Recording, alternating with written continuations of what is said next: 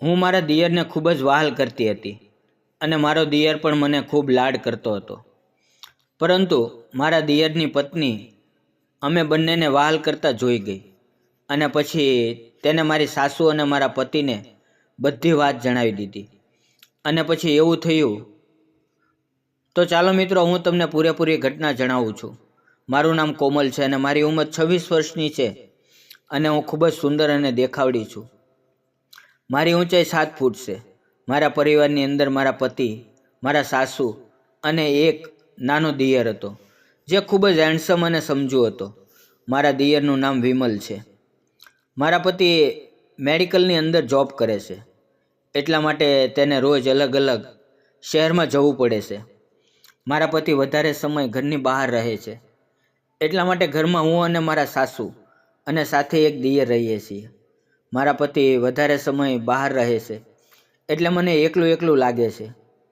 એક પત્નીનો પ્રેમ પોતાના પતિના સાથ વિના અધૂરો છે, એટલે મારે મારો અધૂરો પ્રેમ પૂરો કરવા માટે કોઈને કોઈ રસ્તો કરવો પડે તેમ છે. એટલા માટે મેં મારા દિયરને જ આની માટે યોગ્ય સમજ્યો. હું તેને ખૂબ જ પ્રેમ કરતી હતી અને તે પણ મને એટલો જ પ્રેમ કરતો હતો.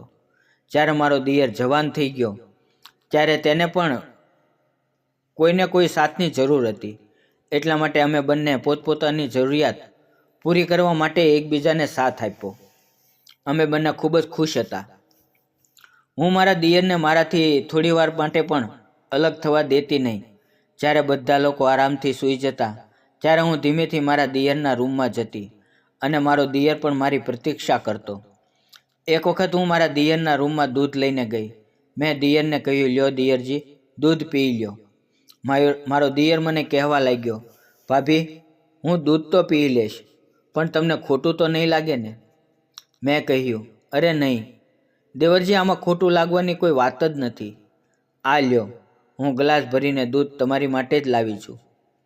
મારા દિયરે હસતા હસતા બોલ્યો, અરે ભાભી, તમે કેવી વાત કરો છો?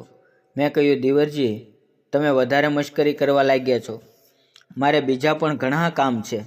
તો તેણે કહ્યું, હા હા ભાભી, આ રાત પણ કેટલી નાની છે અને ક્યારે સવાર થઈ જાય ખબર જ નથી પડતી. મારા દિયરે દૂધ પીધું અને અમે બંને ત્યાં વાતો કરવા લાગ્યા અને પછી સૂઈ ગયા. પછી ક્યારે સવાર થઈ ગઈ ખબર જ ના પડી. સવારે જાગીને મેં નાસ્તો બનાવ્યો અને મારા સાસુને નાસ્તો આપ્યો અને દેવર માટે ચા લઈને હું પાછી રૂમમાં ગઈ. મેં તેમને જગાડ્યા અને કહ્યું, સવાર થઈ ગઈ છે, હવે તમે કેટલું ઊંઘશો? ચાલો, હું ચાલીને આવું છું. મારો દેવર હસતા હસતા બોલ્યો, અરે ભાભી, ચાની અંદર મજા નહીં આવે જે સાંજે દૂધ પીવામાં આવી હતી. દૂધનો નશો હજી મને ઉતર્યો નથી. મેં કહ્યું, કોઈ વાંધો નહીં, જે નશો દૂધમાં હતો તે જ નશો ચામાં પણ છે. મારા સાસુ મારા દિયર માટે સગપણ કરવા માટે ગયા હતા. જ્યારે મને ખ્યાલ આવ્યો ત્યારે હું વિચારમાં પડી ગઈ. જો મારા દિયરના લગ્ન થઈ જશે તો મને આનંદ અને સુખ કોણ આપશે? એટલે હું મારા દિયરને કહેવા લાગી, તમે આ લગ્ન ના કરતા. જો તમે લગ્ન કરી લેશો તો આપણે બંનેનો સંબંધ હંમેશા માટે પૂરો થઈ જશે અને હું આ સહન નહીં કરી શકું. મારો દિયર મને કહેવા લાગ્યો, ભાભી, તમે બિલકુલ ચિંતા ન કરો. આપણા બંનેનો સંબંધ ખૂબ જ મજબૂત છે, તે તૂટશે નહીં. પરંતુ મારે મા અને મોટા ભાઈની વાત માનવી પડશે અને લગ્ન કરવા પડશે. મેં મારા દિયરને કહ્યું, તમે વધારે ચાલાકી ના કરતા. હું તમને બીજા કોઈની સાથે રહેવા નહીં દઉં. મારો દિયર બોલ્યો, અરે ભાભી, હું તમને ક્યાં છોડું છું? થોડા દિવસ પછી મારા દિયરના લગ્ન થઈ ગયા અને પહેલી રાતે મેં દિયરની પત્નીને કહ્યું, આજે આપણે બંને એક રમત રમીએ. આજ તારી પહેલી રાત છે, તો આજે તેને રંગીન બનાવી દઈએ. તું લગ્નની ચૂંદડી મને આપી દે. હું તારી ચૂંદડી ઓઢીને પલંગ ઉપર બેસી જાઉં છું અને જ્યારે તારા પતિ મારો ઘૂંઘટ ઉઠાવશે અને મને જોશે તો કેટલો પરેશાન થઈ જશે. આજે આપણે બંને તેનો મજાક ઉડાવશું. તું જઈને જલ્દી કબાટ પાછો છુપાઈ જા. થોડી વાર પછી મારો દેવર આવ્યો અને તે બોલ્યો, જાનુ, તું ભાભીથી દૂર રહેજે. તે બહુ ચાલાક છે. તે આપણે બંનેને એક નહીં થવા દે. તેની વાત સાંભળીને મારો મગજ ફાટી ગયો. મેં ચૂંદડી દૂર ફેંકી અને ગુસ્સાથી બોલી, તમે મારી વિશે આવું વિચારો છો? દેવરે કહ્યું, અરે નહીં ભાભી, મને ખ્યાલ હતો કે તમે છો. હું તમારા પગ જોઈને ઓળખી ગયો હતો.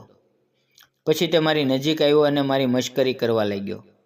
અમને બંનેને ખ્યાલ ન રહ્યો કે તેની પત્ની કબાટ પાછળથી અમને બંનેને જુએ છે.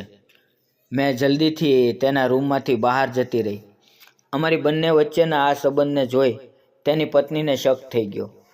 તેણે આ સારું ન લાગ્યું. હું મારા દેવરથી અલગ નહોતી રહી શકતી. એટલા માટે જ્યારે પણ મોકો મળતો ત્યારે હું તેને મળી લેતી. હવે અમે બંને મુશ્કેલી પડવા લાગી. મારા અરમાન હવે લટકી રહ્યા હતા. એક વખત હું અને મારો દિયર છત ઉપર એકબીજાના કપડાં સૂકવી રહ્યા હતા અને ત્યારે અચાનક તેની પત્નીએ અમને બંનેને જોઈ લીધા અને તેણે બધી જ વાત મારા સાસુ અને મારા પતિને જણાવી દીધી. અમે બંનેએ વાત સંભાળવાની કોશિશ કરી, પરંતુ તેવું થયું નહીં. મારા પતિએ મારી ઉપર ખૂબ જ ગુસ્સો કર્યો અને મને છોડી દીધી. થોડા દિવસ પછી મારા દેવરે તેની પત્નીને છોડી દીધી. પછી અમે બંનેએ બીજા શહેરમાં જઈને લગ્ન કરી લીધા અને ખુશી ખુશીથી રહેવા લાગ્યા. મિત્રો, તમને આ વાર્તા કેવી લાગી? કોમેન્ટ કરીને જરૂર જણાવજો. ફરી મળશું આવતીકાલે એક નવા વિડીયોમાં. ત્યાં સુધી આવજો. વિડીયો પૂરો જોવા બદલ આપ સૌ મિત્રોનો દિલથી ખૂબ ખૂબ ધન્યવાદ.